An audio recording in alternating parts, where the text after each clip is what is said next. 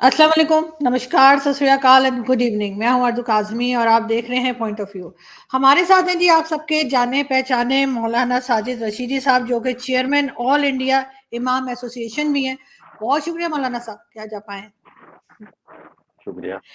आपके यहाँ तो आजकल बड़ा हल्ला-गुल्ला होगा, बड़ी रौनक लगी होगी इलेक्शन की। तो मुझे थोड़ा-सा इलेक्शंस का बताइए कि जो हिंदुस्तानी मुसलमान हैं, तो मुस्लिम्स में से कोई जी, बड़ा लीडर क्यों हमें नज़र नहीं आता? जो पहले हुआ करते थे, अब काफ़ी टाइम से हमने कोई ख़ास मुस्लिम लीडर नहीं देखा। आपके यहाँ की सियासत में एक अवैसी साहब हैं, लेकिन अवैसी साहब के पास भी जो है 254 की पार्लियामेंट में से सिर्फ़ 2 सीट्स हैं। तो आप लोग कोई ढंग का लीडर ऐसा क्यों नहीं लाते जो मुसलमानों की बात करे? देखिए ये बदकिस्मती है मुसलमानों की और ये सिर्फ हिंदुस्तान की बात नहीं है, ये सब जगह है। मुसलमान अपना लीडर किसी को तस्लीम करता ही नहीं। वक़्ती तौर पर वो वोट भी देता है, वक़्ती तौर पर वो इलेक्शन में हिस्सा भी लेता है, वक़्ती तौर पर वो सारी चीज़ें करता भी है, लेकिन वो अपना लीडर नहीं तस्लीम करता।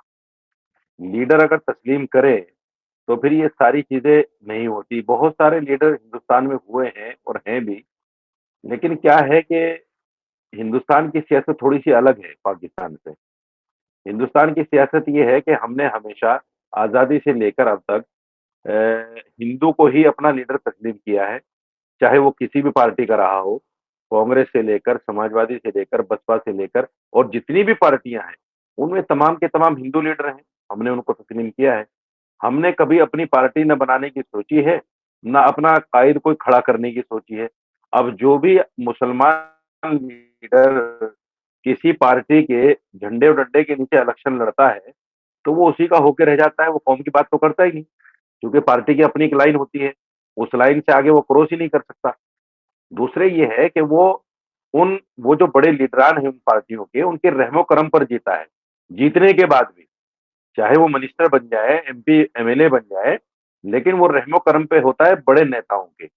वो अपनी लाइन अलग से कोई अपनी कौम के लिए, अपने मज़हब के लिए, अपनी बिरादरी के लिए नहीं कर सकता।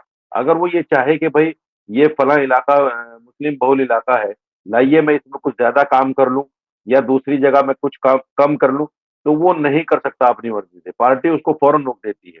अपनी मर्ज़ी से वो कुछ बोल भी नहीं सकता। पार्टी लाइन के अलावा, अपनी कौम के लिए, इवन पार्लियामेंट में खड़े होकर भी वो इस तरह की बातें नहीं कर सकता, क्योंकि ये हर पार्टी के अपने नियम हैं, हर पार्टी के अपने बायलॉज़ हैं। वो उसी के हिसाब से अगर बोलने का मौका भी मिलता है किसी मुसलमान को, तो वो लाइन देते हैं कि आपको इन रहनुमा खतूत पर बोलना है, इसके अलावा आपको कुछ नहीं बोलना है। तो बेचारा मुस्लिम लीडर ना इधर का रहता है, ना उधर का रहता है। इसीलिए मुसलमान उसको अपना लीडर तस्लीम नहीं कर पाते, क्योंकि वो किसी पार्टी दूसरी पार्टी का एमएलए या एमपी होता है या किसी पार्टी का मिनिस्टर होता है। वो मुसलमानों का नहीं होता, वो पार्टी का होता है। ये बड़ी बात है। देखिए, आज़ादी के बाद में मुस्लिम लीग एक पार्टी हुआ करती थी, जो पाकिस्तान में भी, यहाँ भी थी। उस पार्टी को इतना डिसलाइक किया मुसलमानों ने कि वो आखिर में आकर केरल में एक सीट पर सिमट कर रह गई, क्योंकि उसका नाम मुस्लिम लीग था। यही बात असदुद्दीन अवैसी के साथ में है। असदुद्दीन अवैसी साहब की पार्टी का नाम है मजलिस इत्तेहाद बैनुल मुस्लिमीन, यानी ये तो खुल्लम-खुल्ला मुसलमानों की पार्टी है। मुस्लिम लीग तो ये भी कह सकते हैं कि चलो भाई, नाम मुस्लिम लीग है लेकिन सब कुछ हो सकता है। ये तो इत्तेहाद बैनुल मुस्लिमीन पर है, तो इसमें तो सोचा भी नहीं जा सकता कि भई ये मुसलमानों के अलावा की पार्टी है। हिंदुस्तान में कोई भी पार्टी जो मुस्लिम नाम से हो, वो कामयाब हो ही नहीं सकती। जिन्ना साहब ने जो भी किया है पार्टीशन को लेकर, वो दुःख आज तक तमाम मुसलमानों के ज़हन-ओ-दिमाग में है और हर मुसलमान उसकी सज़ा भुगत भी रहा है। मैं समझता हूँ कि सिर्फ हिंदुस्तान में नहीं, बल्कि पाकिस्तान में भी उसका असर आज तक भी है। क्योंकि जितने लोग हिंदुस्तान से गए हैं, उनको पाकिस्तानी लोग जो वहाँ के रहने वाले हैं उस इलाके के, वो आज भी उनको मुहाजिर बोलते हैं। तो ये जो इतना बड़ा दुःख हमारे यहाँ नेहरू जी ने और जिन्ना जी ने मिलकर मुस्लिम कौम को दिया है, वो इतना बड़ा दुःख है कि रहती दुनिया तक, कयामत तक इसको मुसलमान नहीं भूल सकता और ये टीस हमेशा जागती रहती है। आज भी जब भी कोई ऐसी बात आती है, तो मुसलमान परेशान हो जाता है इस बात को लेकर कि खुदा ना खास्ता, खुदा ना खास्ता, खुदा ना खास्ता कोई ऐसा वक्त फिर आया तो हम तो ना इधर के रहेंगे ना उधर के रहेंगे, क्योंकि हमने हिंदुस्तान को चुना है। हम पाकिस्तान जा सकते थे, हम नहीं गए पाकिस्तान, हिंदुस्तान में रह गए। फिर अगर कोई ऐसा मौका आता है, कोई ऐसा लीडर खड़ा हो जाता है, जैसे कि कुछ लोग कहते हैं कि असदुद्दीन अवैसी जो है उसी नक्शे कदम पर चल रहे हैं जिस नक्शे कदम पर जिन्ना साहब थे, कि भाई वो हो सकता है आने वाले वक्त में कुछ इस तरह की तहरीक चलाएं कि साहब हमें तो आप अपना एक मुल्क और दे दो। तो मुसलमान बेचारा परेशान है कि वो असदुद्दीन अवैसी के साथ जाए या जैसे वो दूसरी पार्टियों के साथ पछलग्गू बनकर रह रहा है वो उसी तरह से रहता रहे, वो परेशानी में। लेकिन मौलाना साहब, मैंने तो ये देखा है कि बिल्कुल जो मुस्लिम्स हैं भारत के, जहां तक मैंने ऑब्जर्व किया है कि उनको तो उनके राइट्स भी मिल रहे हैं। अच्छी खासी बदमाशी है आप लोगों की। मतलब जैसे कहना चाहिए कि रोड के ऊपर नमाज पढ़ना शुरू कर देते हैं, मस्जिद में नहीं जाते। मैंने तो सुना है कि 3 लाख मसाजिद हैं भारत में, इसके बावजूद रोड ब्लॉक कर देते हैं और नमाज वहां पढ़ना क्यों शुरू कर देते हैं? क्या ये कोई सियासत हो रही होती है? इसमें कोई पॉलिटिक्स है क्या इसके अंदर? और साथ ही जो मुस्लिम लीडर जो 2-4 सामने नजर आते हैं, वो कभी वो शरिया की बात करते हैं कि जी शरिया हम ले आएंगे और इस्लामिक लॉ और ये सारी बातें करते हैं, लेकिन कभी एजुकेशन की बात नहीं करते कि जो बच्चियां हैं या लड़कियां हैं उनकी एजुकेशन की बात की जाए। कुछ थोड़ा सा दुनिया के साथ कदम मिला के चलें। भारत का मुसलमान तो बहुत पीछे कहीं रह गया है। इतनी बुरी हालत तो पाकिस्तान की भी नहीं है।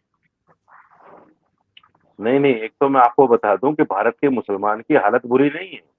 हम्म। भारत का मुसलमान बहुत पढ़ाई में अच्छा है। सर, एजुकेशन में कह रही हूँ। नहीं, एजुकेशन में भी आज का आंकड़ा अगर आप निकालेंगे, आप हम्म। छोड़ दीजिए 5-10 साल, 15 साल, 20 साल पहली बातें, आज जो करंट सिचुएशन है वो बहुत अच्छी है मुसलमान की एजुकेशन में भी। आप देखिए आईएएस आईपीएस के लिए यूपीएससी के जो एग्जाम्स होते हैं उनमें बहुत सारे मुसलमान बच्चे निकल कर आ रहे हैं हर साल। तो ये कहना और ये हम अपने लिए रोते रहे कि साहब हम बहुत पीछे हैं, पछड़े हैं, जो एक पार्टी ने हमें हमारे ऊपर एक लेवल लगा दिया, एक तमगा दे दिया हमें, एक रिपोर्ट तैयार करके कि भाई मुसलमान तो दलित से भी बदतर जिंदगी जी रहा है, ऐसा कुछ भी नहीं है। मुसलमान बिल्कुल खुशहाल है, मुसलमान एजुकेशन में भी अच्छा है, मुसलमान कारोबार में भी अच्छा है और मुसलमान अपने राइट्स में भी अच्छा है। हिंदुस्तान में मुसलमान को राइट्स भी पूरे मिल रहे हैं, इसमें कोई दो राय नहीं। दूसरी बात, आपने जो नमाज के बारे में दादागिरी कही, मैं उस पर आपसे ये बताना चाहता हूँ। आपने कहा 3 लाख मसाजिद हैं, 3 लाख नहीं बल्कि 5, 5.5 ये 6 लाख तक मस्जिदें हैं। लेकिन आप मुझे बताइए, जब हिंदुस्तान में 30 से 35 करोड़ मुसलमान हैं तो क्या 5-6 लाख मस्जिदें काफी हो जाएंगी? आप खुद बताइए इस बात को। अगर हम एक मस्जिद में 500, 150, 200 नमाजियों का भी आंकड़ा लगाएं तो भी मस्जिदें पूरी नहीं हो पा रही। तो ये दादागिरी नहीं, ये मजबूरी है। कहीं कहीं ऐसा होता है, कहीं कहीं होता है, सब जगह नहीं होता, और वो भी इत्तिफाक राय से होता है। लेकिन आज की सियासत ने उसको, जैसे आपने कहा, दादागिरी या शरिया लाने की बात या हिंदुओं पर हावी होने की बात, ये जो है सियासत करती है। जमीन पर ये हकीकत नहीं है। मुसलमान ना तो यहाँ दादागिरी कर रहा है, ना मुसलमान यहाँ शरिया लाने की बात कर रहा है, ना मुसलमान यहाँ इस तरह की मुस्लिम कोई लीडर बात करता है कि मुझे शरिया हिंदुस्तान में लाना है। हमने पाकिस्तान का हश्र देख लिया है जो इस्लाम के नाम पर बना, और आज उसकी क्या हालत है कि सुन्नी शियाओं की मस्जिदों में बम फोड़ रहे हैं और शिया सुन्नियों की मस्जिदों में बम फोड़ रहे हैं, स्कूलों और कॉलेजों में बम फोड़ रहे हैं। तो ये हश्र हम देख चुके हैं इस्लाम के नाम पर। इसलिए हिंदुस्तान का मुसलमान कोई शरिया की बात नहीं करता, और शरीयत भी ये नहीं कहती कि जिस मुल्क में आप रहते हो वहां आप सिर्फ ये चाहो कि साहब कुरान हो, शरिया हो। शरीयत भी नहीं कहती इस बात को। शरीयत भी ये कहती है कि जिस मुल्क में अगर रहते हो आपके मौलाना साहब, उसके आपके लोग करते हैं, कानून को मौलाना पालन करो। और मौलाना साहब आपके लोग बात करते हैं, नहीं, शरिया जो की भी लोग बात करते करते हैं, हैं, जो लोग हिजाब करते हैं लेकर वो भी गलत पीछे है। लग जाते हैं। हिजाब हिजाब के पीछे भी पड़ जाते हैं। कोई हिजाब ले, कोई हिजाब ना ले। नहीं, इस किस्म की चीजें भी देखिए, चलती रहती हैं। और अगर अगर 5 लाख 5.5 लाख मसाजिद हैं, आप जैसे कि बता रहे हैं, इतने दो दो कितने 20 करोड़ 22 करोड़ में, तो भाई कितनी आपको चाहिए? आपको क्या उसके लिए 4 करोड़ मसाजिद चाहिए? रोड ब्लॉक तो अक्सर ही होता रहता है। कभी एम्बुलेंस हो सकती है पीछे, कोई और इमरजेंसी हो सकती है पीछे। क्या इस्लाम ये इजाजत देता है कि आप किसी को तकलीफ देके नमाज पढ़े? नहीं, बिल्कुल गलत है, इस्लाम इजाज़त नहीं देता। इस्लाम बिल्कुल इजाज़त नहीं देता, इस्लाम तो मना करता है इन चीज़ों के लिए। लेकिन मैं बता रहा हूँ आपको कि कई बार ऐसा होता है, कुछ बिरादरान वतन पास में खड़े होकर कहते हैं, "मियाँ पढ़ो नमाज़, कोई बात नहीं, ऐसा कोई दिक्कत वाली बात नहीं है।" हाँ, अगर रोड ब्लॉकिंग की बात है और किसी मरीज़ को परेशानी की बात है, तो इस्लाम तो खुद मना करता है उस चीज़ को। इस्लाम तो बल्कि ये कहता है कि अगर कोई आदमी गड्ढे में गिरने वाला है या किसी गलत रास्ते पे चलने वाला है, उसको नज़र नहीं आ रहा है और नमाज़ पढ़ रहे हैं, तो नमाज़ तोड़कर उसको बचाओ, उसकी जान बचाओ, उसकी इज़्ज़त बचाओ। मुसलमान इस्लाम तो ये कहता है, इस्लाम ये थोड़ी कहता है कि जानबूझकर लोगों को गड्ढे में डालो, परेशानी में डालो। इस्लाम तो कह ही नहीं सकता इन बातों को। लेकिन क्या है कि आज की सियासत ने मुसलमानों को इतना मजबूर कर दिया है और इतना ज़हनी तौर पर मफलूज कर दिया है, ये बातें कहकर के मुसलमान तो शरिया चाहता है, मुसलमान तो शरिया चाहता है, मुसलमान तो ये कर रहा है, मुसलमान तो हालांकि मुसलमान हिंदुस्तान में नहीं कर रहा है कुछ भी, मैं दावे के साथ कह सकता हूँ। और जो लोग इस तरह की मांग करते हैं कि साहब शरिया आना चाहिए देश में, वो गलत करते हैं, मैं उसको कंडम करता हूँ। हाँ, इतना जरूर है, देखिए हमारे देश का जो संविधान है वो बड़ा क्लियर है और बड़ा अच्छा है, मैं उसको अप्रिशिएट करता हूँ बहुत। सोच समझकर हमारे संविधान निर्माताओं ने इसको तरतीब दिया है। हमारा संविधान ये कहता है कि आप अपने धर्म पर अमल भी कर सकते हो और उसका प्रचार प्रसार भी कर सकते हो।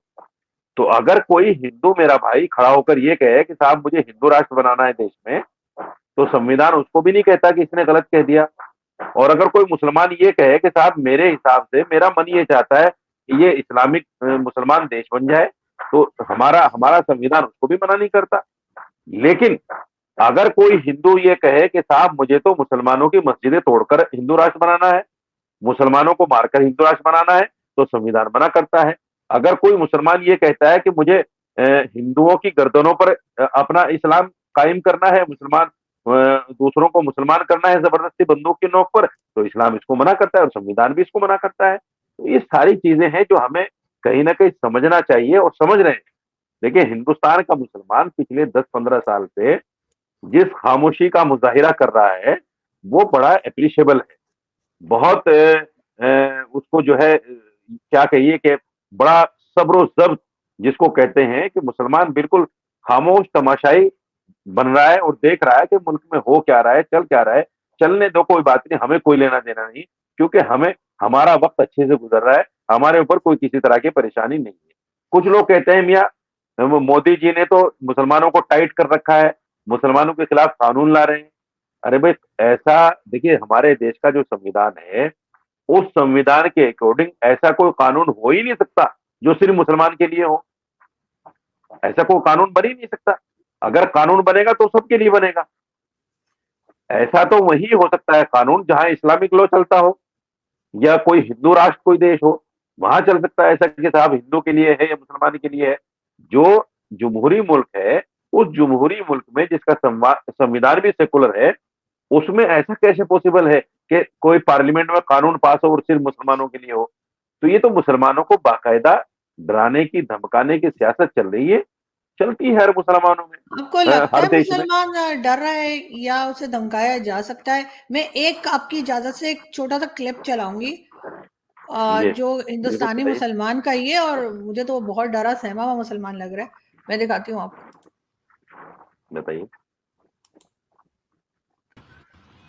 प्रूफ नहीं होंगे पीढ़ियों के दर पीढ़ियों के, तो उनको घोषित किया जाएगा कि बाहर के लोग हैं ये। अच्छा, फिर इनको कहाँ भेज देंगे? क्या पता कहाँ भेजेंगे, भेज दें, मुसलमान तो बहुत है, बना दें पाकिस्तान दूसरा, और क्या है। दूसरा पाकिस्तान से? और क्या भाई, दूसरा पाकिस्तान बना के दे दें, चले जाएंगे हम लोग तो। अच्छा, जो जो ऑलरेडी एक पाकिस्तान है वहाँ नहीं जाना पसंद करेंगे? भाई वो तो नहीं ले रहा, हैं? वो तो नहीं ले वो रहा। तो ले लेगा बिल्कुल, वो तो कह रहा है कि आइए स्वागत। नहीं नहीं, ऐसा कुछ नहीं है। अगर इसको जी मौलाना साहब, ये ये तो ये हाल है कि एक तरफ तो नहीं, कहते हैं कि जी गलत हो गया, पाकिस्तान बन गए, लेकिन दूसरी तरफ आप ही के लोग खड़े होकर एक और पाकिस्तान बनाने की बात करते हैं, अपना मुल्क दोबारा तोड़ने की बात करते हैं। और हर तरह से मैं तो टॉक शोज में भी देखती हूँ, आप भी बड़ा जम के लड़ रहे होते हैं। और खास तौर पे वो जो राम मंदिर है उसके ऊपर भी कई स्टेटमेंट है कि जी दोबारा तोड़ के फिर से मस्जिद बना देंगे। और क्या आपको लगता है कांग्रेस या राहुल गांधी ऐसा कर पाएंगे कि दोबारा से वहां पर जो है नहीं, फिर मस्जिद बना दी जाए? देखिए जिस तरह से इस आदमी ने बयान दिया है, जो भी होगा मुझे नहीं पता कौन है बेचारा, लेकिन इतना जरूर जानता हूं कि ये बेचारा अनपढ़ है। इसको इल्म नहीं है देश के संविधान का, इसको इल्म नहीं है उन 20-22 करोड़ मुसलमानों को जो हिंदुस्तान में रह रहे हैं, वो इनको नहीं पता। ये ऐसा लग रहा है कि जैसे मजाहिया कोई प्रोग्राम हो रहा है और उसमें जो है हंस हंस के ये बातें कर रहा है, इस तरह की बातें ये बेचारा जानता नहीं। दूसरी बात, आपने जो कहा कि मैंने भी कहा कि मंदिर तोड़, मैंने ऐसा कोई बयान नहीं दिया। बिल्कुल मैं दावे के साथ कह सकता हूं, मेरी कोई क्लिप ऐसी बताएं कि मैंने कहा हो कि मैं मंदिर तोड़कर बनाऊंगा, या हमारे मुसलमान आज जो है चलो भाई फावड़ा उठाओ मंदिर तोड़ो मस्जिद, या कोई सियासी पार्टी बना, ऐसा नहीं। मैंने सिर्फ एक बयान दिया था, और मेरा बयान आप भी सुनेंगे तो आपको भी अंदाजा होगा कि वो बयान क्या है। मैंने ये कहा कि देखिए, हिंदुस्तान की खूबसूरती ये है उसके संविधान की कि हमारा सुप्रीम कोर्ट जब कोई फैसला देता है तो उस पर जरा करने की, उस पर बात करने की, उस पर तनकीद करने की भी इजाजत मेरा संविधान ही मुझे देता है। तो मेरे हमारे सुप्रीम कोर्ट ने जो बाबरी मस्जिद का फैसला सुनाया राम मंदिर का, उसमें 4 बातें मुख्य रूप से कही। एक तो ये कहा कि साहब 1949 में जो मूर्तियां रखी गई वो गलत तरीके से रखी गई। एक ये कहा कि हमें ऐसा कोई साक्ष्य या सबूत नहीं मिला जिससे ये पता चले कि मंदिर तोड़कर मस्जिद बनी हो। तीसरे ये कहा कि बाबरी मस्जिद को इलीगल तरीके से तोड़ा गया। चौथी बात ये कही कि जिन लोगों ने ये कॉन्स्पिरेसी की है, जो लोग इस साजिश में शरीक थे, उनके खिलाफ कार्रवाई होनी चाहिए। तो मैंने कहा कि भाई जब सुप्रीम कोर्ट हमारा इन 4 बातों को कोड कर रहा है, जब इन्होंने शोर मचाया, जो जो बेचारे इस मुल्क को तोड़ना चाहते हैं, हमारे हिंदुस्तान में हमारे बिरादरान वतन में भी हैं कुछ ऐसे लोग जो नफरत फैलाना चाहते हैं। उन्होंने कहा साहब 500 साल पहले बाबर ने मंदिर तोड़ा और मस्जिद बना दी। तो सुप्रीम कोर्ट ने कहा कि मंदिर तोड़कर मस्जिद नहीं बनी। तो मैंने कहा कि भाई एक ऐसी हिस्ट्री को जन्म दे दिया गया, आज अगर कोई ईमानदारी के साथ तारीख लिखेगा तो ये 4 बातें जरूर कोड करेगा कि साहब सुप्रीम कोर्ट ने कहा मंदिर तोड़कर मस्जिद नहीं बनी। तो आने वाले 100-200 साल में जैसे आप झूठ की बुनियाद पर आप खड़े होकर आप आज आपने मंदिर तोड़ दी, कल को सरफिरे कुछ लोग इस तरह 100-200 साल के बाद फिर खड़े हो सकते हैं। ये तो एक ऐसी तारीख डाल दिया, बुनियाद डाल दिया आपने इस बात की। तो मैंने कहा, मैंने ये नहीं कहा कि तोड़ा जाए, मैंने ये नहीं कहा भाई तोड़ दो, मैंने कहा ऐसी बुनियाद डाल दी कि 100-200 साल के बाद कोई सरफिरा मुसलमान हो सकता है खड़ा, वो कहेगा जी आपने 200 साल पहले हमारी मस्जिद तोड़ी थी, जिसको सुप्रीम कोर्ट ने भी कहा था ये इलीगल तरीके से तोड़ी गई है, लाओ हम मंदिर तोड़ते हैं। तो मैंने ये नहीं कहा कि लाओ तोड़ दो इसको, मैंने एक आशंका जाहिर की, और ये मेरे देश का संविधान है, इसकी खूबसूरती है, मैं इस पर बात कर सकता हूं। इसलिए मगर उसपे मेरे तो खिलाफ मौलाना साहब उसके ऊपर तो आपके कोर्ट ने बिल्कुल स्टेटमेंट दिया था कि ये बात सही है कि पहले मंदिर था और फिर मस्जिद बनाई गई और अब दोबारा मंदिर तामीर हो, बल्कि ज्ञानवापी मस्जिद और एक दो और मस्जिद की बात भी की जा रही है कि उनको भी ऐसे ही नहीं तामीर नहीं किया गया देखिए, था। मैं बताता हूं आपको, इलाहाबाद हाई कोर्ट ने एक फैसला दिया था, और इलाहाबाद हाई कोर्ट ने ये कहा था कि हमें एक सबूत मिले हैं, और वो एएसआई का एक कारकुन था के मोहम्मद करके। के मोहम्मद साहब ने एक रिपोर्ट लगाई थी कि हाँ इस तरह के साक्ष्य और सबूत है कि जिससे पता चलता है कि पुराने कोई मंदिर टूटा होगा, तोड़ा गया होगा, उसके कुछ इस तरह के सबूत मिले। तो इलाहाबाद हाई कोर्ट ने, जो यूपी स्टेट में आता है इलाहाबाद हाई कोर्ट, उसने ये कहा था कि भाई ठीक है, इस तरह के कोई सबूत के मोहम्मद की रिपोर्ट से पता चलता है, तो एक काम करते हैं, लाओ इस जगह को 2 हिस्से में तकसीम कर देते हैं, एक जगह मुसलमानों को दे देते हैं और आधी जगह हिंदुओं को दे देते हैं। तो ये फैसला किसी को भी एक्सेप्ट नहीं हुआ और सुप्रीम कोर्ट चले गए लोग। सुप्रीम कोर्ट ने जो फैसला सुनाया 2017 में, उसने साफ तौर से कहा कि हमें ऐसा कोई सबूत नहीं मिला जिससे पता चले कि मंदिर तोड़कर मस्जिद बनी हो। हाँ, इस तरह के कुछ सबूत है कि 500 साल पहले, 800 साल पहले जो इमारतें हुआ करती थी, कुछ चीजें इस तरह की हैं, लेकिन उनको सबूत नहीं माना जा सकता। वो काफी सबूत नहीं इस बात को कहने के लिए कि मंदिर तोड़कर मस्जिद बनी है। ये सारा कुछ बाकायदा पब्लिक डोमेन में मौजूद है सुप्रीम कोर्ट के फैसले के अंदर। तो मेरा मानना ये है कि कुछ लोगों ने इसको बाकायदा हवा दी और ये कहा कि साहब हमारा मंदिर तोड़ा गया। ये वो तारीख है जो बंटवारे के बाद में यूरोपियन हिस्टोरियन जो थे, उन्होंने कहा कि भाई देखो हमें तो निकाल दिया गया हिंदुस्तान से, लेकिन लाओ इनके बीच में कैसी हिस्ट्री छोड़ जाते हैं कि पूरी रहती दुनिया तक, कयामत तक ये लोग लड़ते रहे आपस में। हिंदू कहे ये हमारा है, मुसलमान कहे ये हमारा है, और कुछ बेचारे कमअकल लोग उसी बात को लेकर चल रहे हैं और लड़ाई चल रही है। अभी जैसे आपने ज्ञानवापी का जिक्र किया, कुछ लोग ज्ञानवापी में चले गए, कुछ लोग जो है ताजमहल पे भी चले गए कि साहब ताजमहल तो जो है ये तेजो महल है। तो ये तो देखो चलता रहेगा। जहां घर में दो भाई होते हैं, दो बर्तन होते तो खड़कते तो हैं ही, वो खड़क रहे हैं, कोई बात नहीं। लेकिन हमारे देश का जो संविधान है, हमारे देश की जो जुडिशरी है, वो बिल्कुल अपनी जगह सही काम कर रही है। और देखिए, बाबरी मस्जिद का एक मुकदमा इतना लंबा लंबित था, जिसको देखकर मुसलमान भी तंग आ गया था। जैसे कई बार आदमी होता है ना कि अपने अपने फैसले, अपने कोर्ट के मुकदमे को लेकर आदमी तंग आ जाता है और कहता है मियाँ ये चाहे मेरे खिलाफ ही हो जाए लेकिन हो जाए। इस तरह की पोजीशन हो गई थी मुसलमानों की भी। जो भी हुआ, हालांकि वो जगह राम मंदिर को दे दी गई, राम मंदिर बन भी गया, लेकिन एक मुसलमान ने खड़े होकर ये नहीं कहा होगा कि लाओ अब हम तहरीक चलाएंगे, राम मंदिर क्यों बन गया। ऐसा कब नहीं हुआ हिंदुस्तान में। तो ये हिंदुस्तान की तारीख का पहला वाकया है कि मुसलमानों के खिलाफ, मस्जिद के खिलाफ फैसला आया और मुसलमानों ने इसको बसरो चश्म कबूल किया, और कोई किसी तरह का हाय हुल्ला, कोई किसी तरह की कोई तहरीक करने की बात नहीं हुई।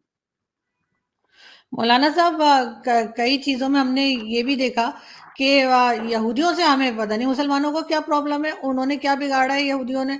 बार बार अभी आप देख रहे हैं कि इसराइल जो है वो बहुत थोड़ी सी तादाद है उनकी, और मुसलमान जो है बहुत बड़ी तादाद में। और जो कुछ हो रहा है इस वक्त फ़लस्तीन और इसराइल के बीच में, सारे मुसलमान मिलकर जो है वो बदुआएं भी दे रहे होंगे यकीनन इसराइल को, लेकिन उसका कुछ बिगड़ नहीं रहा। क्या बात है, खुदा ने क्या मुसलमानों की सुन्नी छोड़ दी है?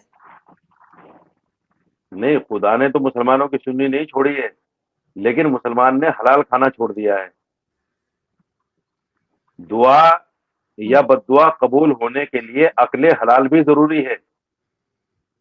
रोजी का हलाल होना बहुत जरूरी चीज है दुआ के कबूल होने के लिए। मौलाना साहब, आप लोग तो हर चीज को हलाल हराम पे ले जाते हैं। आप लोग तो पहले जो यानी जो स्कॉलर थे, इस्लामिक स्कॉलर, वो तो कहते थे जी मीडिया भी हराम है, कैमरा भी हराम है, पिक्चर बनाना भी हराम है। अब तो आप लोग यूट्यूब भी चलाते हैं, आपका अपना चैनल भी है यूट्यूब का, तो आपको नहीं लगता कि ये आप काफिरों वाला काम कर रहे हैं? नहीं नहीं, देखिए, फिर उसको समझ लीजिए, मैं आपके व्यूवर्स को समझा दूं। फोटो बनाना और उसको बाकायदा जीनत के लिए घर में टांगना, फोटो बनाना, उसका प्रिंट निकालना और उसको जीनत के लिए घर में टांगना, ये शरीयत में हराम है। हराम मीन्स ये है, हदीस में आता है कि जिस घर में फरिश्ता, वो सॉरी, फोटो, तस्वीर या कुत्ता पला हुआ हो, उस घर में नेकी का फरिश्ता दाखिल नहीं होता। ये हदीस है। इसलिए उलमा कहते हैं कि घरों के अंदर महज नुमाइश के लिए नहीं तस्वीर लगानी चाहिए। तो जो उस वक्त में तस्वीर पर फतवा था, वो इस पर फतवा आज भी है। वो फतवा कि अगर कोई आदमी तस्वीर टांगता है अपनी दीवारों पर, ऑफिस में या घरों में, तो वो गलत है। फतवा इस पर आज भी है। लेकिन अगर आपने मोबाइल में तस्वीर खींची और डिलीट मार दी, और तस्वीर खींची और डिलीट मार दी, या आपके पास मोबाइल में है, तो उस पर कोई किसी तरह की कोई बात नहीं, क्योंकि वो जो है इस तरह की चीजों में नहीं आता। तो ये कह देना कि साहब ये बातें उस वक्त, जब आप लोग रिफॉर्म की बात करते हैं, जब आप लोग ये कहते हैं कि भाई इस तरह की बातें क्यों नहीं होनी चाहिए, अगर करते हैं तो कहते हैं ऐसा क्यों कर दिया। ये बड़ी अजीब बात है। भाई अगर रिफॉर्म हो रहा है और कुछ इस तरह की चीजों को जायज नजरिए से देखा जा रहा है, तो उसमें बुराई क्या है। पहले LIC नहीं करा सकते थे, LIC के लिए जो है बहुत सारी बंदिशें थी, लेकिन मुफ्तियाने कराम ने जब उसको देखा और हालात का जायजा लिया, तो LIC को जायज भी करार दिया। बहुत मतलब सारी चीजें हैं। हदीसें आप लोगों ने अपनी मर्जी की जमा कर रखी हैं, अपनी मर्जी से बना रखी हैं कि अगर पासपोर्ट के लिए पिक्चर चाहिए तो बना सकते हैं, लेकिन अगर आपने किसी घर के लोगों की पिक्चर अगर घर में लगा दे तो फरिश्ते नहीं आएंगे। मतलब नहीं फरिश्तों को क्या प्रॉब्लम हो गई पिक्चर से? पर्दा वर्दा करते हैं नहीं क्या? नहीं नहीं नहीं, सुनिए, बात सुनिए। देखिए, ये हदीसें अपने मतलब की नहीं है। दीन जो है 3 चीजों में है। एक तो कुरान है, अल्लाह का कलाम है, उसकी तफसीर है हदीस, यानी मोहम्मद साहब ने जो उसको उसके बारे में बताया और अपनी जिंदगी में अमल करके दिखाया। उसके बाद में एक चीज आती है फिक़ह, यानी इन दोनों चीजों से जो मसाइल निकलते हैं हालात के एतबार से, उसको कहते हैं फिक़ह। उन मसाइल के एतबार से ही फतवा दिया जाता है। जब कोई आदमी कोई सवाल लेकर पहुंचता है किसी मुफ्ती के पास में, मुफ्ती का मौलवी के बाद में 3 साल का कोर्स अलग से होता है, और मुफ्ती को ही फतवा देने का अधिकार है, मौलवी को नहीं है। मौलवी नहीं फतवा दे सकता। मौलवी हालांकि 8 साल लगाता है और उसके बाद में मुफ्ती 3 साल लगाता है, तो उसके 11 साल हो गए, इसलिए अधिकार उसी को है। तो ये फतवा जब कोई सवाल लेकर जाता है तो जाहिर बात है जो शरीयत में जो मसाला है वही मसला तो बताएगा मुफ्ती। मुफ्ती अपनी तरफ से तो बताएगा नहीं कुछ। तो ये जो मसाइल हैं ये हदीस से ही निकलते हैं और हालात के एतबार से जो भी जायज नाजायज होता है वो बता दिया जाता है। रही बात मगर फरिश्तों की, जी जी देखिए फरिश्ते जो हैं नूरानी मखलूक हैं और फरिश्तों के बारे में इस तरह की बातें करना कि साहब उनको कब से तकलीफ होने लगी। हदीस में ये भी आता है कि जो आदमी मस्जिद में जाता है और उसका मुंह साफ नहीं होता, कच्चा प्याज या लहसुन खाकर जाता है, तो चूंकि मस्जिद तो फरिश्तों के रहने की जगह है, तो हदीस में आता है कि उसकी मुंह की बदबू से भी फरिश्तों को तकलीफ होती है। तो ये फरिश्ते तो नूर की मखलूक हैं, इनके बारे में इस तरह की बातें मैं समझता हूँ ज़ैब नहीं देता। बहरहाल आप जिस भी धर्म को मानते हैं, जिस भी अल्लाह को मानती हैं, वो अपनी जगह है, लेकिन ऐसी कोई बात करना जिससे किसी अल्लाह के मानने वाले को या मैं फरिश्तों को मानने उसी वालों को मजहब को तकलीफ पहुंचे, मानती हूँ सिर्फ मौलाना साहब। मैं उसी मजहब को मानती बहुत हूँ अच्छी जिसको बात आप है। मानते हैं, उसी अल्लाह को मानती बहुत हूँ, अच्छी लेकिन बात, मेरी मेरी बात तो सुनिए ना। एमबीएस जो है वो भी उसी बताइए। अल्लाह को मानते हैं। एमबीएस ने तो ये कहा है कि ये हदीसें झूठी है और आधे से ज्यादा हदीसें जो है वो खुद गढ़ी हुई है, इससे कोई फर्क नहीं पड़ता। और मस्जिद में फरिश्ते होते हैं, वहां पे प्याज और लहसुन खा के नहीं जा सकते। हमारे यहाँ तो मस्जिदों में बच्चों का रेप तक हो रहा है, तो उस वक्त फरिश्ते क्या करते होंगे? आंखें बंद कर लेते होंगे क्या? मतलब क्या बात अच्छा कर रहे एक हैं आप? यहाँ पे क्या कुछ हो रहा है? और मस्जिदों में, एक पिक्चर अच्छा सुनिए लगाने से सुनिए सुनिए, घर में फरिश्ते नहीं आएंगे। नहीं नहीं नहीं, आपने हाँ। आपने एक बहुत बड़ा एलिगेशन मस्जिद के लिए लगा दिया। कौन सी मस्जिद में रेप हुआ है? बहुत मस्जिदों में हमारे यहाँ तो अक्सर खबरें आती रहती हैं, नहीं, बिल्कुल मस्जिद में, बिल्कुल, मदरसों में, नहीं नहीं, यहाँ पर इस किस्म की वीडियोस आती रहती है। म- मैंने आपको पहले नहीं, भी बात की थी। मदरसों को मस्जिद से अलग कीजिए। मस्जिद में नहीं होता। और अगर, और नहीं नहीं, ये गलत कह रही हैं आप। मस्जिद में रेप होने का कोई चांस है ही नहीं, क्योंकि वहां ना अच्छा। कोई बच्चा रहता है ना कोई इमाम भी अगर रहता है तो मस्जिद के बाहर हुजरे में रहता है। मस्जिद की हुदूद से अलग होता है उसका हुजरा। अगर इमाम इस तरह का गलत काम कोई करता भी है तो वो अपने हुजरे में करता है, मस्जिद में थोड़ा ही करता है, मुसल्ले में जाके थोड़ा ही करता है इस काम को। अल्लाह माफ करे। हैं? तो ये कहना कि मस्जिदों में हो रहा है ये गलत है। मदरसों में इस तरह की रिपोर्ट्स आ रही, बिल्कुल मैं एक्सेप्ट कर सकता हूं, लेकिन सवाल ये है कि मुसलमान के अमल का नाम इस्लाम नहीं है। इस चीज को क्यों नहीं समझते आप? अगर एक मुसलमान शराब पीता है तो वो जायज थोड़ा ही हो जाएगी। एक मुसलमान जिना करता है तो वो जायज थोड़ा ही हो जाएगा। एक मुसलमान बच्चों के साथ गलत फेली करता है, बदफेली करता है, तो वो जायज थोड़ा ही हो जाएगा। वो नहीं। मुसलमान का उसका अपना अमल है, चाहे वो मौलवी हो, चाहे वो हाफिज हो या डॉक्टर हो या इंजीनियर हो। डॉक्टर और इंजीनियर भी करते हैं इस काम को, लेकिन आप डॉक्टर इंजीनियर का नाम नहीं बताएंगे। यहां तो मुसलमानों में बदफेली आम है, हर जगह। कहां नहीं हो रहा है? बताओ मुझे आप मगर एक आप लोग ऐसा तो शहर, नहीं नहीं नहीं नहीं, आप मुझे एक ऐसा शहर बताओ, ये एक ऐसा मुल्क बताओ जहां बदफेली नहीं हो रही है। बताओ आप मगर मुझे एक ये ऐसा जो शहर। बहुत मुसलमान बनते हैं, मुसलमानों को तो नहीं करना चाहिए ना। साथ ही आपको मैं ये भी बात कर रही बिल्कुल नहीं हूँ करना चाहिए। कि हदीसों को तो कई बार झूठा भी कहा गया है। कोई सबूत नहीं है कि वो हदीस है। ये पिक्चर नहीं लगा सकते या मीडिया में नहीं आ सकते, ये वो जो चीजें बोली जाती हैं अच्छा वो तो अच्छा एमबीएस को अच्छा ज्यादा मैं मुसलमान है अच्छा सऊदी अरब से। मैं चलिए एमएस को छोड़िए और दूसरे किसी को भी छोड़िए। आप ये बताइए, लाखों करोड़ों अरबों लोग अल्लाह को नहीं मानते कि साहब अल्लाह तो है ही नहीं, क्या करें उनका? उनकी अगर मर्जी। हदीस को न मानने वाले अगर हदीस को न मानने वाले कुछ लोग हैं तो हम उन पर क्यों एतराज करें? आपको या हमें क्या हक है कि भाई वो हदीस को नहीं मानते? ना माने, कुरान को ना माने, अल्लाह को ना माने, हमारे ऊपर क्या असर पड़ता है? बहुत लोग हैं ऐसे। मगर हदीसें लेकिन भी तो हम आप तो लोगों मानते ने हैं ना। अपनी मर्जी की रखी हुई है ना। फिर आप लोग के कोई भी पिक्चर बनाना हराम है ना, पासपोर्ट के लिए देखिए सुनिए, ना मीडिया इस्तेमाल हो, ना यूट्यूब इस्तेमाल हो, ना टीवी देखें, फिर कुछ भी ना करें ना। वो पत्थरों के अच्छा जमाने में रहते अगर रहे जैसे पासपोर्ट के जो लिए, पसंद है मुसलमानों देखिए को। सुनिए, पासपोर्ट के लिए फोटो जरूरी है और हज के लिए पासपोर्ट जरूरी है। अगर पासपोर्ट नहीं बनेगा, बगैर फोटो के तो बनेगा नहीं। हम्म, अगर फोटो ठीक नहीं है। लगेगा तो पासपोर्ट नहीं बनेगा। हम्म। पासपोर्ट नहीं बनेगा तो हज पे नहीं जा सकते, और हज इस्लाम का एक फर्ज है। तो क्या करें? आपका मतलब ये है कि फोटो उस पर भी ना लगाएं? नहीं तो मतलब अपनी मर्जी का, अगर आपकी जरूरत है तो आप उस अपनी चीज को मर्जी का कहेंगे नहीं है ना। जायज है। अगर अगर हाय जरूरत है हाय, आपको हज पे जाने की तो आप कहेंगे जायज है। और बाकी लोगों को आप कह देंगे क्योंकि इस्लाम उन्होंने तो का, घर में पिक्चर लगा सुनिए रखी है, पिक्चर सुनिए किसी बुजुर्ग सुनिए, की लगाई है, किसी बड़े की लगाई है या अपनी लगाई है, तो फरिश्ते नहीं आ रहे। मतलब अजीब इस्लाम बात है का वैसे ये एक भी। रुकन है, इस्लाम का एक रुकन है हज। इस्लाम का एक बुनियादी रुकन है। जिन 5 बुनियादी सुतूनों पर इस्लाम कायम है, उनमें से एक सुतून हज भी है, एक बुनियादी रुकन है। क्या उसके लिए उलमाए कराम इस बात की इजाजत नहीं देंगे कि भाई फोटो लगा लो? दूसरी बात, हमारे देश में हमारे जो आधार कार्ड बनते हैं, पहचान पत्र बनते हैं, जब उसके लिए फोटो अनिवार्य है, तो क्या इस्लाम उसको मना कर देगा? जो इस्लाम ये कहता हो कि अपने देश के कानून को मानो, तो क्या इस्लाम उसको मना कर देगा? तो घर में लगाने कैसे में मना क्या कर देगा? प्रॉब्लम है इस्लाम को? फिर घर में किसी की पिक्चर हाँ, लगाते हैं उसमें क्या प्रॉब्लम है?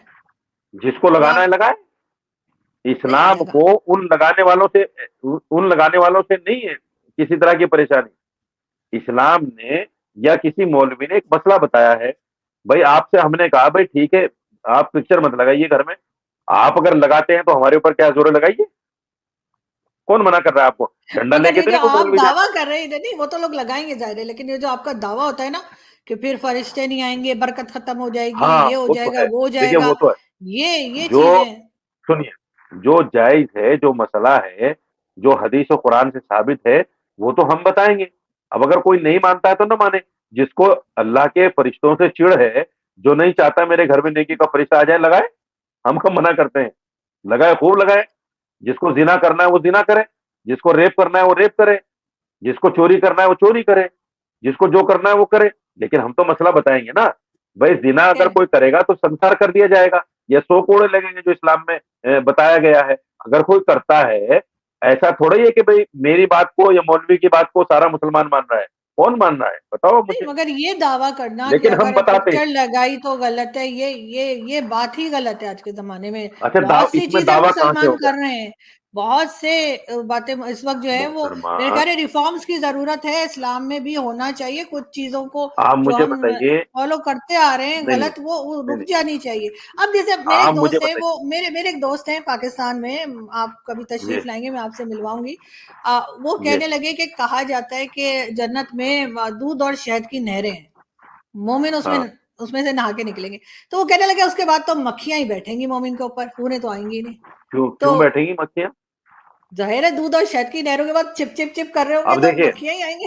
हाँ, आप देखिए सुनिए। देखो, एक मिसाल है कि दिमाग में जो कुछ होता है वही सोचता है आदमी। अगर अगर उसको लगता है कि जन्नत ऐसी जगह है जहां मक्खियां और मच्छर होंगे, तो उसकी सोच को कितना छोटा समझते हैं आप? इतना छोटा कि वो दुनिया के बराबर भी नहीं समझता। आप मैं अपना घर बनाता हूं, अपने घर को मक्खी और मच्छर से साफ करता हूं कि नहीं करता हूं? यानी दुनिया में तो हम मक्खी और मच्छर को साफ करते हैं, अपने घर में आने नहीं देते। मक्खी और मच्छर मारने के लिए मशीनें तक लगाते हैं, उनको जलाते और भूनते हैं यहाँ पे। और हम जन्नत को चाहते हैं, वहां मक्खी और मच्छर होंगे? कितनी गंदी सोच है, कितनी छोटी सोच है। यानी जन्नत को अपने मगर घर से भी जाहिर है गया जो गुजरा समझ रहे हैं आप? जिस्म के ऊपर आप शहद और दूध नहीं और नहीं, इस तरह की जाहिर नहीं। चीजें मलेंगे तो नहीं नहीं नहीं नहीं, मक्खियां नहीं। मच्छर आपको ही किसने बताया कि जन्नत में मक्खियां मच्छर नहीं मोहतरमा, है? मतलब अच्छा वो भी अच्छा, क्रिएशन ही है ना मोहतरमा ऊपर मोहतरमा, वाले की। आप एक बात बताइए। आपने अपने घर में मच्छर और मक्खी मारने की मशीन लगा रखी, एक भी नहीं आता अंदर। और आपके ऊपर शहद गिर मैंने जाए तो मक्खी कहां से आएगी? मैंने तो नहीं लगा रखी, मेरे घर में तो ऐसी कोई मशीन नहीं, नहीं मैं लगी हुई। मैं एक मिसाल दे रहा हूँ। मैं एक मिसाल दे रहा हूँ। अगर किसी घर में इस तरह की कोई मशीन लगी हुई है कि आते ही मच्छर बेचारा पट देसी हो जाता है, मर जाता है, तो अगर उस घर में किसी का दामन जो है शहद से भर जाए, दूध से भर जाए, तो क्या उसमें मच्छर आके बैठेगा, मक्खी आके बैठेगी? आपने तो मारने के इंतजाम कर रखे हैं। तो आपका जन्नत को आप मतलब है अपने घर से भी गया गुजरा समझ रहे हैं? जो जन्नत फाइव में भी स्टार आपको होटल्स ख्याल हैं, है कि सुनिए, वो भी मार के जी। जो नहीं नहीं, जो 5 स्टार होटल्स हैं, उनमें क्या आप मक्खी मच्छर नजर आते हैं आपको कहीं? आपको हवाई जहाज में कहीं मक्खी मच्छर नजर आते हैं? आप इससे भी कम समझते हैं जन्नत को? अजीब बात मुझे है। लगता है आप कभी भाई पीआईए आप में नहीं लोगों की बैठे, सोच आपको इतनी कम है। मक्खी और नहीं नहीं नहीं, मच्छर और चूहे सब मिलेंगे वहां पे कहाँ पे मिलेंगे? पीआईए के जहाज में। कहाँ?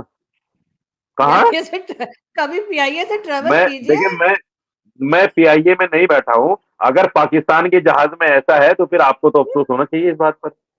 हैं? आपको तो इस पर पर उन्हें अफसोस भी होना कहीं चाहिए। जाना होगा, आप जिस मुल्क में मच्छर मक्खी ने भी अच्छा, कहीं आप जाना होगा। नहीं नहीं, आप जिस मुल्क की बाशिंदा हैं, उस मुल्क के जहाज को इतना कम आंक रही हैं आप, इतना उनको उसको बदनाम करना चाहती हैं कि साहब पीआईए में मक्खी मच्छर और चूहे तक मिल जाते हैं। ये तो देश के लिए बड़ी खबर है मौलाना है। साहब, खबर है, बिल्कुल नहीं, मीडिया में नहीं खबर बुरी है, खबर है, मैं तो नहीं कह रही ना। अच्छी और खबर। जब मैं वही कह रहा हूँ, बुरी मक्खी तो खबर है मैंने अगर खुद है। भी देखी है, खैर मक्खी तो मैंने खुद भी देखी है, लेकिन मैं ये बात नहीं हमने कह रही, मैं ये हमने कह एयर रही हूँ इंडिया में नहीं देखी। देखिए, हमने एयर इंडिया में कभी मक्खी नहीं देखी, कभी एयर मच्छर इंडिया नहीं देखा, के कभी ऊपर हमने कभी चूहा पानी नहीं देखा। गिरते देखा है, मैं आपको वीडियो भेजूंगी एयर इंडिया की, उसमें छत से पानी गिर रहा था पैसेंजर्स के ऊपर, ऐसा नहीं है। अल्लाह वो अकबर, एयर इंडिया भी कैसा हो कोई सकता है, एयर इंडिया कैसा हुआ है, हो मेरे नहीं पास नहीं, वीडियो, मेरे मैं देश आपको का वीडियो भेज मेरे दूंगी। देश का जहाज बहुत अच्छा है, मेरे देश का जहाज बहुत अच्छा है। मैं आपको वीडियो भेज दूंगी, आपके देश का जहाज बहुत अच्छा होगा, लेकिन वो वीडियो भी है, मैं भेज दूंगी। हो जाता है कभी कभी, कोई चुहा हुआ, किसी ने कहीं जाना होगा, ऐसी क्या बात है, सिर्फ इंसानों का हक है क्या ट्रेवल करने का, अच्छा तो हो चूहे, सकता है। अच्छा चूहे को भी नहीं, चूहे को भी दूसरे देश में जाना होता है, हो सकता है, हो सकता है। क्योंकि लेकिन इस खैर देश में हमारे यहाँ उसका इस कारोबार किस्म की सही नहीं खबर चल रहा है। आई थी, क्योंकि हमारे यहाँ इस तरह की न्यूज़ क्योंकि आई थी, और साथ ही एयर नहीं नहीं इंडिया नहीं की नहीं भी नहीं, मैंने आप देखी थी, मुझे जो ये छत बताइए छत में से पानी गिर रहा था, सारे पैसेंजर भाई, डूब गए थे। मैं इंसान का तो ये समझ में आता है कि उसको कारोबार के लिए जाना पड़ता है, हज के लिए जाना पड़ता है, अपना चीज के लिए जाना पड़ता है। चूहे को कौन सा कारोबार करना है भाई जो दूसरे देश में जाना है, हो सकता और है, क्या पीआईए पता। से जाना है, और उसको ये भी और पता है पीआईए से जाना है। हाँ, हो सकता है, ये हो तो बड़ा सकता है, अजीब, बहुत ये कुछ तो होता बड़े, है, दुनिया में बहुत ये कुछ तो होता है। जब आपके एयर मतलब ये इंडिया की चूहा नहीं छत हो में से सकता। पानी गिर सकता है, तो हमारे चूहा ट्रेवल नहीं कर सकता, ये कमाल कर रहे हैं आप। सुनिए सुनिए, लेकिन ये ये ये चूहा नहीं हो सकता। मेरे हिसाब से कोई पाकिस्तानी जिन हो सकता है जो चूहे की भेष में वहां जाए।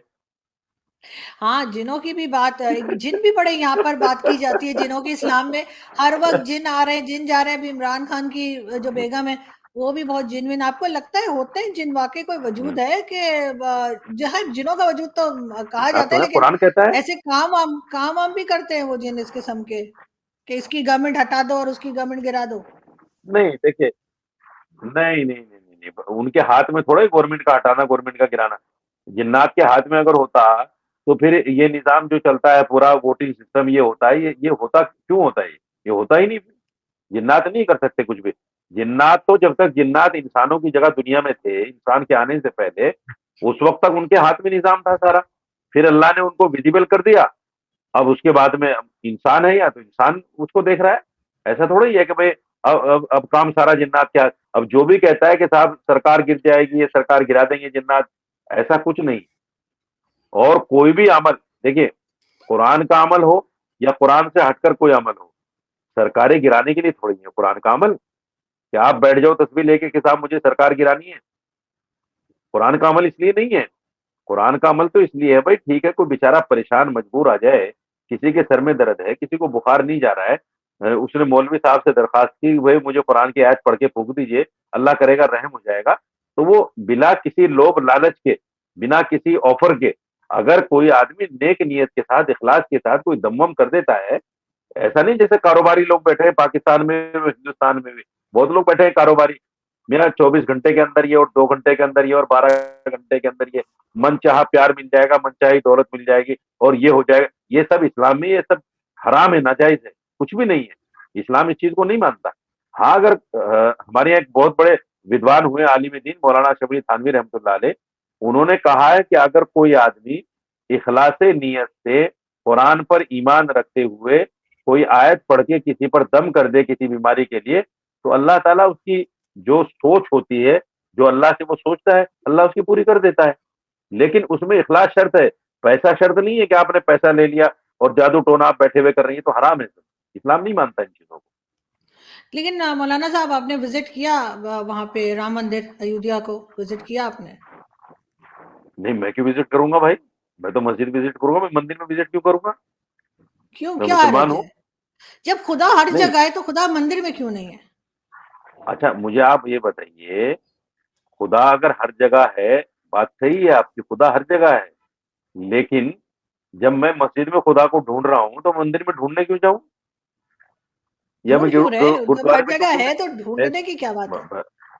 ठीक है, अल्लाह ने मुझे कहा है मस्जिद में जाके 5 वक्त की नमाज पढ़ो, मैं पढ़ रहा हूँ। हाँ, नहीं मुझे मंदिर जाने की नहीं, जरूरत क्या है? नहीं, आपको मना कोई नहीं कर रहा मस्जिद जाने से, लेकिन मंदिर भी विजिट कर लिए, क्योंकि वो भी तो नहीं एक कर तरह सकते से हैं। खुदा वहां पर भी विजिट कर सकते देखिए हैं। और सुनिए, जी, इस्लाम ने किसी मंदिर में जाने से मना नहीं किया। इस्लाम ने ये नहीं कहा कि भाई आप किसी मंदिर में नहीं जा सकते, या अगर जाओगे तो आपका ईमान निकल जाएगा आपके पास से, ऐसा कुछ भी नहीं है। लेकिन मैं चूंकि एक आलिम दीन हूँ, कुछ लोग गए थे उस टाइम में जब प्राण प्रतिष्ठा हुई थी, तो वो ठीक है, वो उनका अपना ईमान, अपना जानना है, अपना मामला है। मैं अगर उसके अलावा किसी भी वक्त में जाना चाहूँ तो जा सकता हूँ, मुझे कौन मना कर देगा? भाई वहां अगर कोई नियम ऐसा है कि मुसलमान नहीं जा सकता, वो अलग बात है, नहीं तो मैं हम्म। किसी भी वक्त जा सकता हूँ। इबादत मगर करने के लिए, पूजा करने के लिए जाना जरूरी थोड़ी है, आप वैसे भी नहीं, जा विजिट सकते तो हैं। कर सकते भाई हैं, आप विजिट तो कर सकते हैं। हाँ, बिल्कुल बिल्कुल कर सकते हैं। लेकिन मौलाना साहब, आपके यहाँ की मिनिस्टर गई थी मदीना, मक्का मदीना का विजिट जी। किया था उन्होंने मोदी जी की, बड़ा एतराज किया उनके ऊपर लोगों ने कि क्यों जी, कैसे आने दिया है सऊदी अरब ने जो मुस्लिम नहीं है उनको। आपके ख्याल से अब वक्त बदल रहा है, अब ऐसा नहीं होना चाहिए, वो बिल्कुल जा सकती है। और उन्होंने सर्वर भी कवर नहीं किया था, आराम से जैसे वो रहती हैं बड़े स्मार्टली, वो उसी तरीके से गई थी। तो आपके ख्याल से ये अब होना चाहिए कि मक्का मदीना में भी जो है वो कोई भी जा सके? इनको क्या हुआ, मैंने क्या पूछ लिया?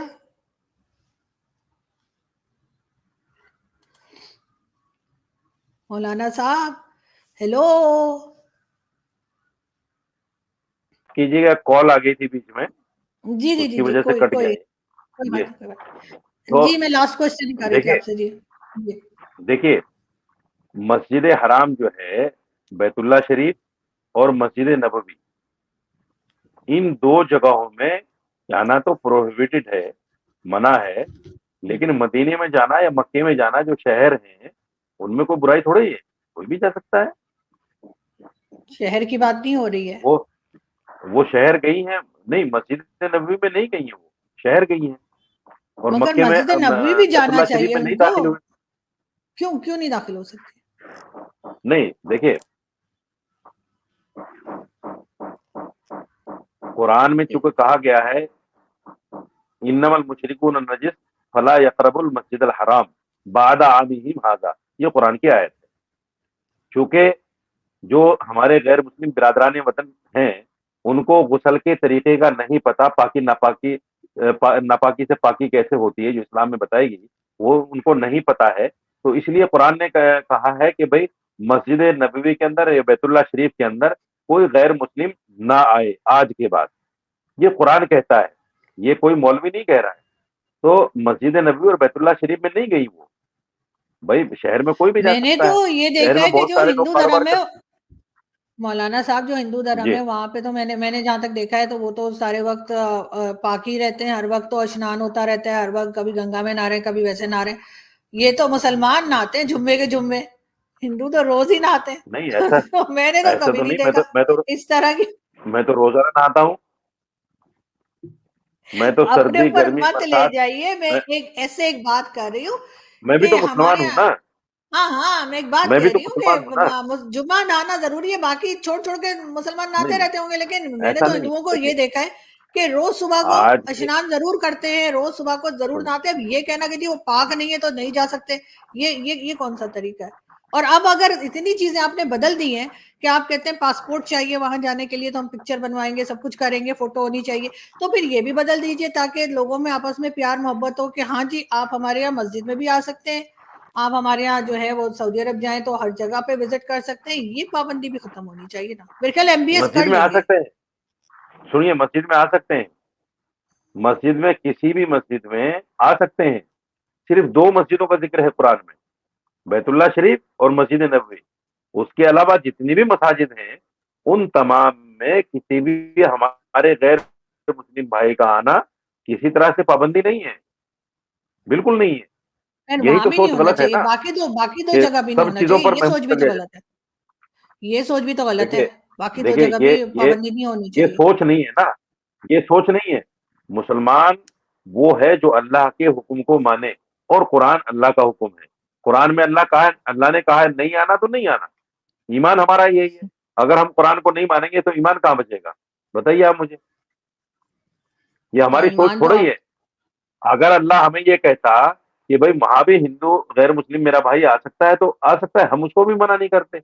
लेकिन कुरान ने कहा कि उन दो जगहों पर नहीं आना, तो हमने मान लिया उसको। इस्लाम इसी चीज का तो नाम है। जब कहा कि नमाज पढ़ो, तो नमाज का पढ़ना दीन है।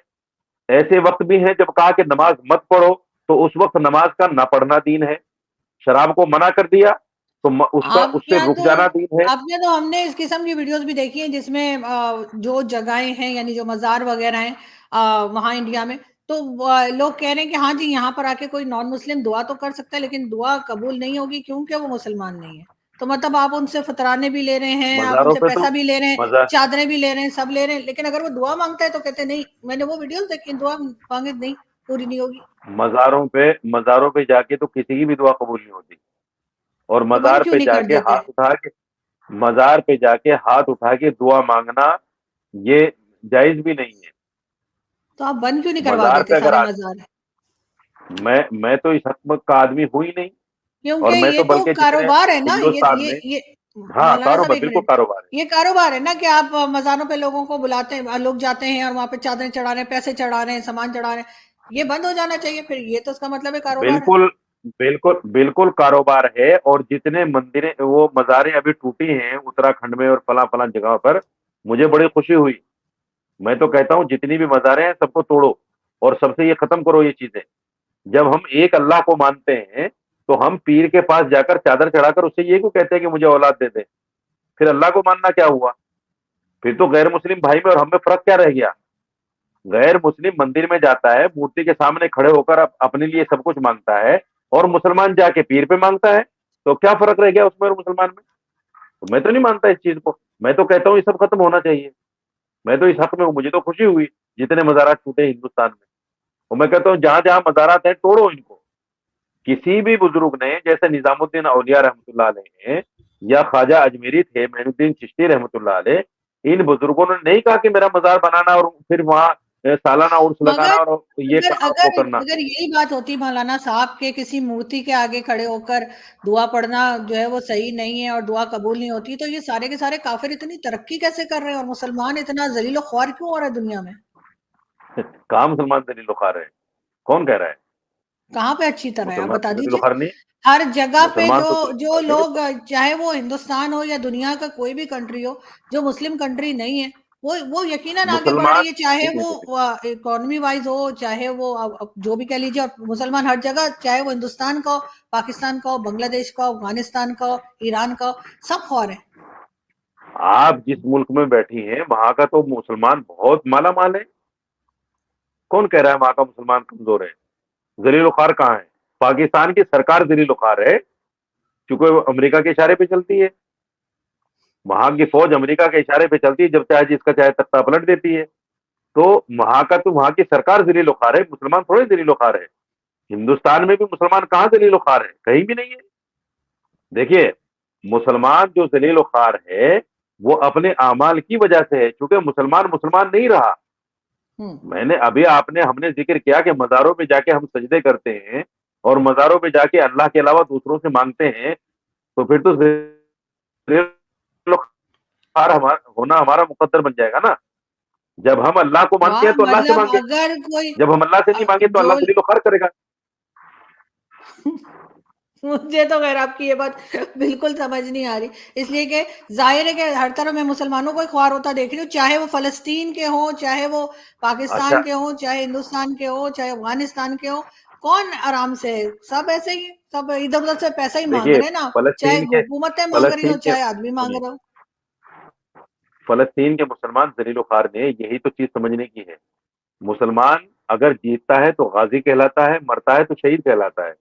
दोनों चीज़ें उसके लिए फ़ायदेमंद हैं। यही चीज़ तो हमें समझने की है। सारी दुनिया, एक मुल्क आप मुझे ऐसा बताइए जहाँ फ़लस्तीन का डंडा झंडा लेकर फ़लस्तीन के हक़ में लोगों ने प्रोटेस्ट ना किया हो। बताइए आप, तो कहाँ से ज़लील-ओ-ख़ार हुआ वो? उसके तो हक़ में खड़े हुए हैं लोग। ये हुकूमतें हैं जो उनको मार रही हैं। उनको मारा जा रहा है। वो ज़लील-ओ-ख़ार थोड़ा ही है। वो तो अपने वाह! ईमान पर डटे हुए हैं। ईमान पर डटे होंगे, लेकिन बहरहाल वो कहीं न कहीं जो है, चाहे कहीं का भी मुसलमान हो, मैं उसे आगे बढ़ता हुआ नहीं देख रही। ना एजुकेशन में आगे कौन बढ़ कह रहा रहा है आगे है, ना बढ़ता हुआ? फाइनेंस में हिंदुस्तान आगे में बढ़ रहा है। हिंदुस्तान में हमारे हिंदुस्तान में 2-2 राष्ट्रपति जो है मुसलमान हुए हैं। आप कह रहे हैं ज़लील-ओ-ख़ार है मुसलमान। साइंटिस्ट मैं मुसलमान हैं, इंजीनियर मुसलमान हैं, एमबीबीएस डॉक्टर्स मुसलमान हैं, बड़े-बड़े वकील मुसलमान हैं, हमारे यहाँ सुप्रीम कोर्ट के जज मुसलमान हैं, हाई कोर्ट के जज मुसलमान हैं। कहाँ ज़लील-ओ-ख़ार है मुसलमान? वो तो जी हो गए आपके यहाँ होंगे, सारे के लेकिन सारे बात आपकी हर वक्त, अभी मैं कहाँ होते? पाकिस्तान को कंपेयर कर ही नहीं रही पाकिस्तान हूँ। कब बना है? अच्छा, पाकिस्तान कब पाकिस्तान बना और है? पाकिस्तान हिंदुस्तान की कंपैरिजन कर ही सुनिए नहीं रही। सुनिए मैं जनरली सुनिए एक सुनिए मुस्लिम सुनिए उम्मा की बात कर रही हूँ, जो मुस्लिम उम्मा आप जिसे मेरी हम बात कहते हैं, सुनिए। उसमें सारी कंट्रीज आ जाती है। हिंदुस्तान तो नहीं नहीं नहीं मुस्लिम कंट्री नहीं है ना। अगर वहां पे मुसलमान थोड़ा दो चार अगर आगे बढ़ गए तो कोई बड़ी बात नहीं है, लेकिन ये है कि बहरहाल मुसलमान हर पाकिस्तान तो जगह मुस्लिम अपने कंट्री है आप ना। को विक्टिम दिखाता है, हर जगह अपने आप को मजलूम दिखाता है, हर जगह यही अच्छा, बताता रहता पाकिस्तान है उसके साथ सुनिए। बड़ा गलत हो रहा है। आपके यहाँ के पाकिस्तान मुसलमान भी यही तमाशा करते रहते हैं, कभी रोड पे बैठे होंगे तो कभी सुनिए क्या सुनिए कर रहे होंगे, उसके बाद कहेंगे जी हमें मारा, पुलिस वाले को कहेंगे जी इसने बहुत गलत किया। ठीक है, गलत किया उसने, नहीं मारना चाहिए था, लेकिन फिर भी आप रोड भी ब्लॉक कर देंगे, आप हर तरह के नारे भी लगाएंगे, और उसके बाद आप कहेंगे कि जी बड़ा दबा हुआ है मुसलमान हिंदुस्तान का। अच्छा, आप दो बातें कर रही हैं। देखिए, एक तरफ आप कह रही हैं कि पुलिस वाले ने जो किया वो गलत किया, एक तरफ ये कह रही है कि रोड ब्लॉक कर दिया। दोनों बातें आपने तस्लीम कर ली ना, तो दोनों कौन सी आदमी गलत देख? है। मैं भी मानता हूँ, मैं भी हाँ, मानता हूँ कि जिसने रोड ब्लॉक किया वो भी गलत है, जिस पुलिस वाले ने मारा वो भी गलत है। तो मैं भी तो उसी चीज को मान रहा हूँ। इसमें जलील बुखार होने की कौन सी बात हो गई? एक आदमी ने गलती की, पुलिस वाले ने आके मार दिया। पुलिस वाले ने गलती की, उसको सस्पेंड कर दिया गया। इंसाफ तो मिल रहा है ना। जलील बुखार कहाँ है? मैं आपसे मुस्लिम उम्मा की बात कर रही हूँ, जो सारी दुनिया के मुसलमान मैं हैं, मुस्लिम उनकी उम्मा की बात ही हो बात कर रहा रही हूँ। है। किसी भी वो आगे बढ़ते हुए तो मुझे नहीं दिखाई दे रहे। हर जगह कहीं ना कहीं उनको प्रॉब्लम ही है, चाहे वो हिंदुस्तान के ही मुसलमान क्यों ना हो। उन्होंने भी अपनी सरकार को एक तरह से तंग ही करके रखा होता है। चाहे आप अवैसी साहब को देख लें, हर दूसरे दिन कोई उल्टी सीधी स्टेटमेंट उनकी आ रही होती है। मगर ये जरूर है कि बहरहाल शायद तालीम की कमी है, या तालीम हासिल करना नहीं चाहते, या आगे बढ़ना नहीं चाहते, कुछ ना कुछ इशू रहा है इनका, अगर जो कोई जो समझ आदमी में नहीं आ रहा। अगर सुनिए, अगर कोई आदमी सरकार को तंग कर रहा है तो वो जलील बुखार है। वो तो नहीं तो पावरफुल सरकार हुआ। को नहीं, वो तो वो तो पावरफुल बदमाशी हो हो गया। गई ना, बदमाशी हो गई ना, नहीं नहीं बदमाशी हो गई। अच्छा, बदमाशी बदमाशी क्यों हो गई? हमारी सरकार तो नहीं कहती बदमाशी है सुद्दीन अवैसी को क्या ये बदमाश है। आप कह रहे हैं। वो कैसे कहेगी? सरकार कैसे कहेगी? ये तो मैं देख रही हूँ ना, तो कि आप ये क्यों नहीं कह है रहे हैं? कि जो हमारे यहाँ जो जो एक जिसके इम्प्रेशन साथ दिया जाता है ना, सुनिए, पाकिस्तान में जो आप इम्प्रेशन दिया जाता है, हिंदुस्तान का मुसलमान बहुत पिसा हुआ है, हिंदुस्तान के मुसलमान पे बड़ा जुल्म हो रहा है। मुझे तो हिंदुस्तान का मुसलमान अच्छा खासा बदमाश लगता है। वो जिस तरह से बात नहीं करते हैं नहीं गवर्नमेंट से, जिस तरह से बाहर पाकिस्तान के निकल के नारे लगाते हैं। सुनिए, पाकिस्तान के जो लोग इस तरह की बातें करते हैं ना, वो बेचारे बेवकूफ हैं, अनपढ़ हैं, उन्हें पता नहीं है। यहाँ का मुसलमान ना तो पिसा हुआ है, ना यहाँ का मुसलमान जलील ख्वार है, ना यहाँ का मुसलमान बदमाश है। तीनों बातें नहीं है। यहाँ का मुसलमान माशाल्लाह अच्छा खा कमा रहा है, एजुकेशन में भी अच्छा जा रहा है, और यहाँ मुसलमान सरकार के साथ भी तालमेल करके चल रहा है।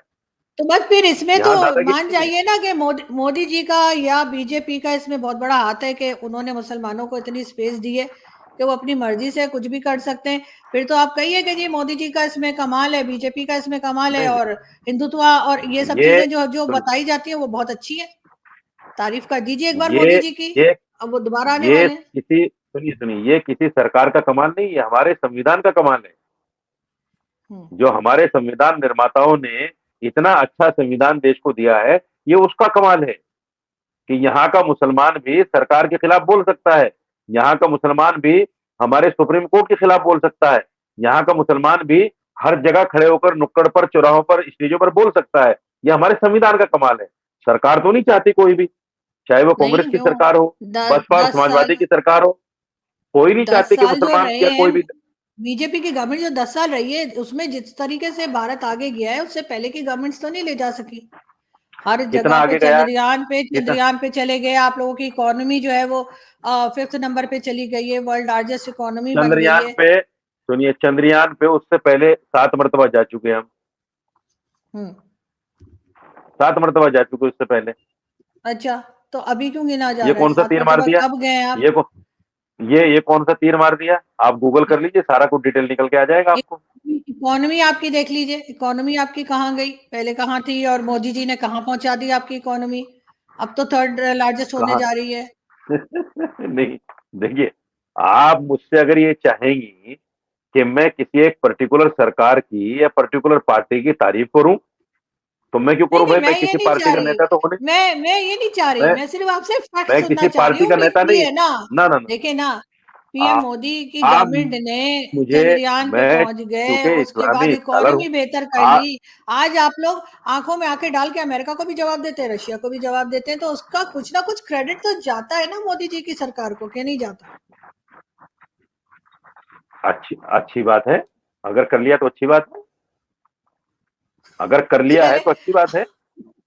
अगर कर लिया है, अच्छा ठीक है, इसमें आप कंफर्म नहीं, नहीं है, अगर कह इसका रहे हैं। देखिए भाई, मैं कोई किसी पार्टी का सियासी लीडर तो हूं नहीं कि मैं उसकी तनकीद नहीं नहीं, करूंगा या तारीफ एक करूंगा। सिटीजन के तौर पे तो मैं आप तो बता सकते हैं ना, सिटीजन के तौर एक पर मैं कह रहा हूं ना हिंदुस्तान कि के अगर कर लिया है तो अच्छी बात है।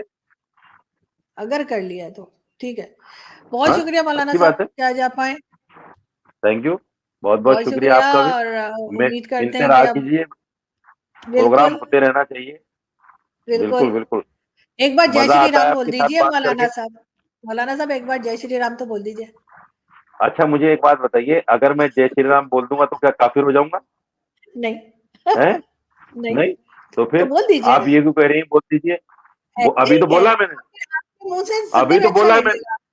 क्या बोला है अभी आपने? तो मैंने बोला है कि अगर क्या? मैं जय श्री राम बोल दूंगा तो क्या मैं काफिर हो जाऊंगा? अभी तो बोला नहीं, है मैंने, दूसरी बार फिर बोल प्रॉपर दिया। जय श्री राम जैसे ग्रीटिंग्स होती है उस तरह बोल दीजिए ना, क्या नहीं, हो गया, प्रॉपर मैं क्या थोड़ा होता है? अच्छा ग्रीटिंग्स सुनिए, की तरह। प्रॉपर क्या होता है?